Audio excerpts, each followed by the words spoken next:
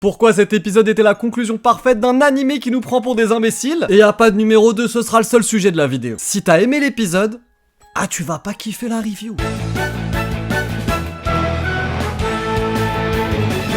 Et ouais, carrément, j'ai pas mis le high catch de Daima tellement je suis vénère. Bon, allez, go, c'est parti, on se fait ça comme d'habitude, de façon chronologique. Tout d'abord, le combat Goku SJ4 contre Goma, ça aurait pu être une dinguerie. Franchement, c'était annoncé comme ça. Après l'animation absolument incroyable qu'on a eu dans l'épisode 18 et 19, ça, je vais pas l'enlever. Niveau animation, c'était top, il y avait pas de souci là-dessus. On aurait pu avoir au minimum une animation, un combat exceptionnel. L'animation était propre, ok. Y'a pas de soucis, pas de bavure, le truc était bien, les OST étaient bien, là la petite coupure de musique et tout au moment du Kamehameha, c'était stylé, y'a pas de soucis. Mais le combat il était éclaté. Le combat était éclaté, qui?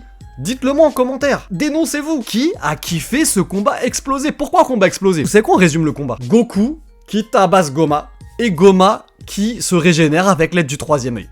C'est ça ou pas? Non mais dites la vérité. Dites la vérité, c'est ça. Pas une seule parole. Ça a duré, j'ai regardé, 10 minutes 30. 10 minutes 30 de ya, il y a eu que ça.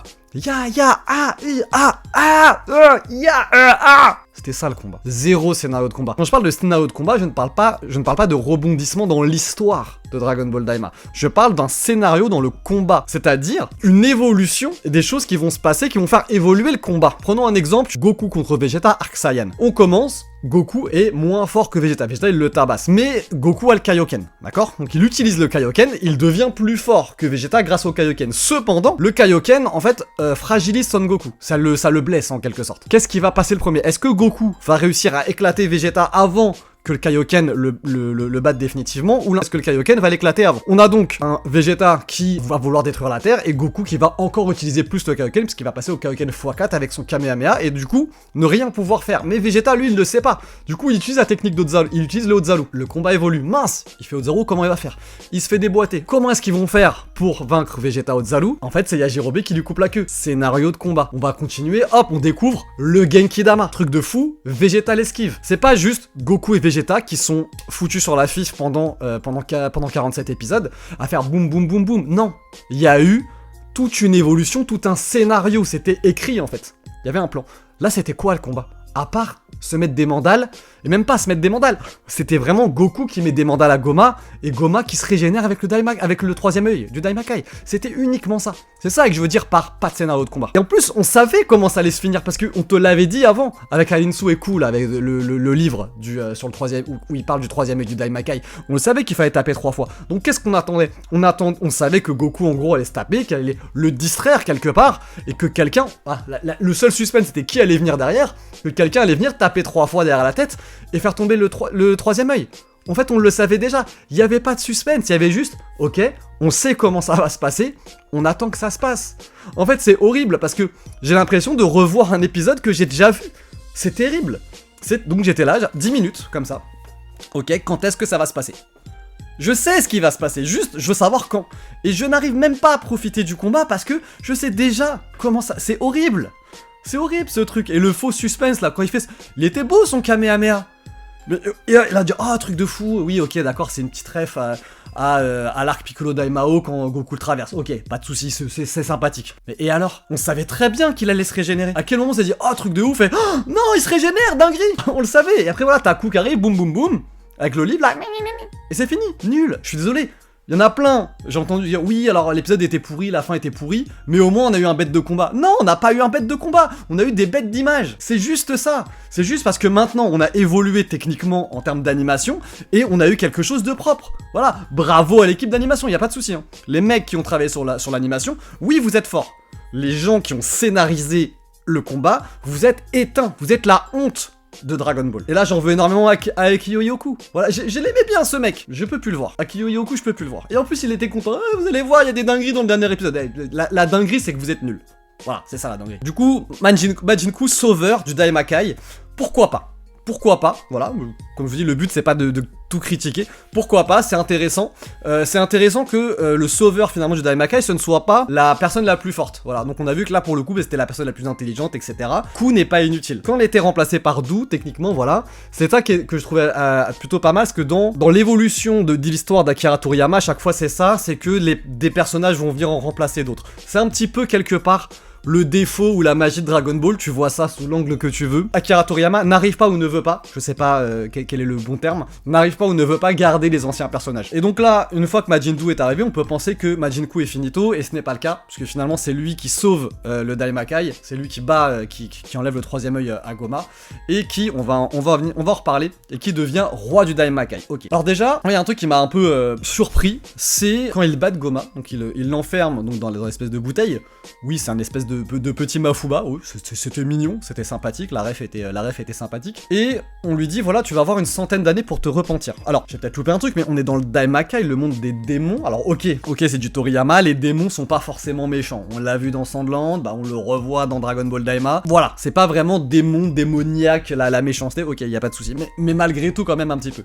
Un peu quand même, voilà. Il a fait quoi de Goma de si ouf que ça pour devoir se repentir? Il a fait quoi pour être l'ennemi final? Parce que, si je remets bien le truc, qu'est-ce qui s'est passé? Il y avait le combat de Goku contre Dou, donc de la Z-Team contre l'équipe d'Arinsu. Pourquoi? Pour avoir les Dragon Ball, pour pouvoir faire le vœu. Arinsu qui voulait être maître du Daimakai, reine du Daimakai, et la Team Z qui souhaitait simplement rentrer chez eux, enfin redevenir grand, redevenir adulte pour pouvoir rentrer chez eux. Ok. Goma il se pointe, il veut les éclater, pourquoi? Bah parce que lui-même souhaite obtenir les Dragon Ball. On est bien d'accord, c'est pour ça qu'il y a combat. C'est parce qu'il souhaite obtenir les Dragon Ball. Ok, logique. Arinsu et la Z-Team s'associent. Pourquoi? Parce que Goma est trop fort. Encore une fois, pas de souci logique, mais ils ne s'associent pas par association d'idées en se disant voilà, bah, nos idées se rapprochent plus que celles de Goma. Du coup, on veut gagner ensemble, on va se mettre ensemble pour affronter un plus grand mal. Voilà, en gros. Non, c'est pas ça. Parce que au final, que veut Arinsu?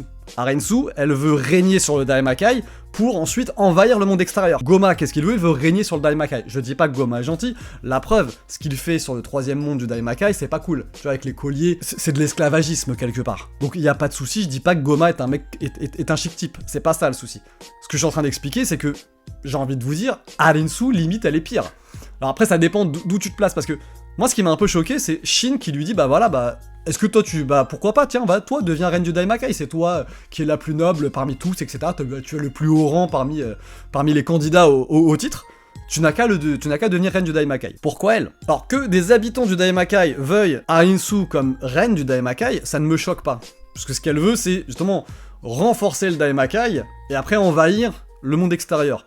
Bon bah tu te dis, voilà, pourquoi pas? C'était un démon, ça s'entend, tu vois, ok, renforcer le Daimakai, oui, on veut être plus fort, et pourquoi pas envahir le monde extérieur? Je peux comprendre. Mais Shin, qui est le dieu de la création, tu es le Kaioshin de l'univers 7. À quel moment est-ce que tu souhaites mettre au pouvoir quelqu'un qui veut l'envahissement de ton univers? Je ne comprends pas. Alors oui, on peut dire, voilà, ben en fait, finalement, non, mais il a vu qu'il y avait du bon en elle, parce que même Majin Buu, il dit, oui, je sais bien juger les gens, et en fait, non, mais elle est pas si mauvaise que ça. Ce qui me gêne dedans, en fait, c'est que, finalement, on t'explique, si j'ai bien compris, hein, bah, en fait, Arinsu, non, elle était pas vraiment méchante. Du coup, pourquoi tout ça, en réalité? Pourquoi tout ça? En fait, elle est pas réellement méchante, parce qu'elle s'est rendue compte de quoi? Comment? Qu'est-ce qui s'est passé, en fait? Et pourquoi est-ce qu'elle voulait dégager Goma, finalement? Au final, elle a obtenu ce qu'elle voulait, quelque part, puisqu'elle devient vice-reine du Daimakai via Majin Buu, puisque Majin Buu a battu Goma. D'ailleurs, celui qui a battu le roi du Daimakai devient roi du Daimakai. Ça se tient, y a pas de souci, y a plein de civilisations où ça se passait comme ça, pas de problème. Pour moi, c'est Goku qui a battu Goma. Même si Ku lui a retiré le troisième du Daimakai, celui qui a battu Goma, c'est Goku. D'ailleurs, ça aurait pu être intéressant au niveau de l'image, parce que Goku avait refusé à la fin de Dragon Ball, donc dans le tome 17, avait refusé de devenir Kami. Donc si vous savez, il bat Piccolo, qui représente le démon, qui représente le diable, et en fait va prendre la place de Kami, et c'était super intéressant aussi, puisque de base, Son Goku est censé représenter Sun Wukong qui voulait justement devenir Dieu, à la place, donc à la place du, je sais plus comment il s'appelle, le monarque des hauteurs éthérées, je sais plus quelle est son appellation exacte, celui qui vit dans le palais des hauteurs éthérées. Il voulait prendre sa place, il n'y arrive pas. Et du coup, il se fait punir par le Bouddha. Et là, en fait, c'était intéressant, parce que finalement, on lui propose cette place que voulait son homologue, Sun Wukong, son homologue chinois, d'où il tire sa parodie, et Goku le refuse. J'avais beaucoup aimé ce passage-là, je le trouvais super intéressant. Et là, quelque part, on aurait retrouvé cette scène où il dit, bah non, ça ne m'intéresse pas d'être roi du Daimakai, moi, tout ce que je veux, c'est rentrer chez moi. On aurait retrouvé l'innocence de Goku, ça aurait pu être sympathique. Bon, finalement, ils ont décidé que c'était Ku qui l'avait vaincu, pourquoi pas. Et donc, elle devient vice-reine du Daimakai. Ok. Ok, si vous voulez, je vois pas. Je vois pas en quoi Rinsu est une gentille, je vois pas en comment elle est devenue miraculeusement sympathique. Bon, on verra. Enfin, non, on verra pas d'ailleurs. On verra pas, parce qu'a priori, il y aura pas de saison 2, et a priori, ce ne sera pas...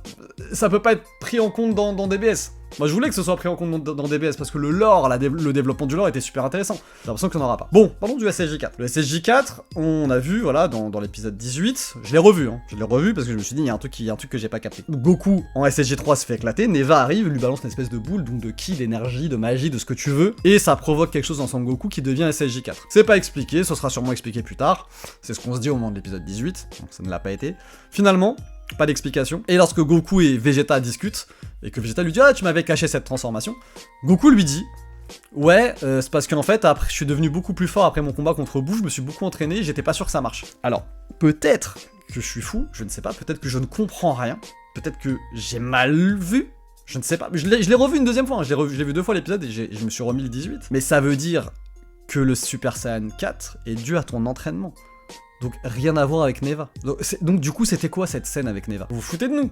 Donc en gros, il a fait quoi Neva? C'est-à-dire quoi? En fait, c'est quoi? Il l'a guéri? Comme font certains Namek, comme a fait Dende à l'Arc Freezer? C'est ça? Il l'a juste guéri, et Goku a tenté à ce moment-là le Super Saiyan 4? Et ça a prêté confusion? Si c'est ça, on est d'accord que c'est ultra mal fait ou pas? C'est terrible à quel point c'est mal fait. Bref. Le troisième œil, la blague ne me gêne pas. La blague ne me gêne pas, finalement, en fait, le troisième œil, c'est un artefact qui a été créé pour le vendre, etc. Limite, tu vois, si j'avais pas été énervé par l'épisode, si ça m'avait pas gavé, ça aurait pu me faire rigoler. La blague est drôle. Après, voilà, t'apprécies pas, je comprends ceux qui n'apprécient pas cette blague. Ah, en fait, c'est nul, hein. Bon, moi, je trouve que c'est plutôt rigolo. Pas de soucis, j'ai pas de soucis avec ça. Par contre, il y a plein de trucs qui m'énervent, on va en parler encore maintenant. Donc déjà, pas de fusion. Il y en a plein qui me disent oui, mais il a perdu le sac. Non, mais en fait, ce qu'il faut comprendre, c'est qu'une œuvre, que ce soit un film, que ce soit une série, que ce soit un livre, que ce soit, enfin, peu importe ce que c'est, là en l'occurrence un animé, tu fais des promesses. Quand tu montres quelque chose, en fait, tu crées des attentes. Tu crées des attentes et tu n'es pas censé décevoir ton public. Ou alors, il peut y avoir une volonté propre. Faire vraiment exprès de décevoir, mais que le but de ce que tu fais, de ton œuvre, soit de créer une déception. Là, on est bien d'accord que ce n'est pas le cas. Le but n'est pas de créer une déception. Non. C'est juste du foutage de gueule. Y a pas d'autre mot. En gros, tu voulais faire parler, et tu ne l'as pas donné parce que t'en as rien à faire. T'en as rien à faire, tout comme tu n'as pas créé de nouveaux designs de transformation, tu t'es simplement contenté de mettre un SSJ4 que les gens aiment bien. C'est terrible. On n'a pas d'explication pour Kibito-shin, donc on les voit même pas rentrer. On ne te dit pas clairement si c'est canon ou non canon. Il y avait des trucs intéressants à faire, c'est ça qui me saoule en réalité.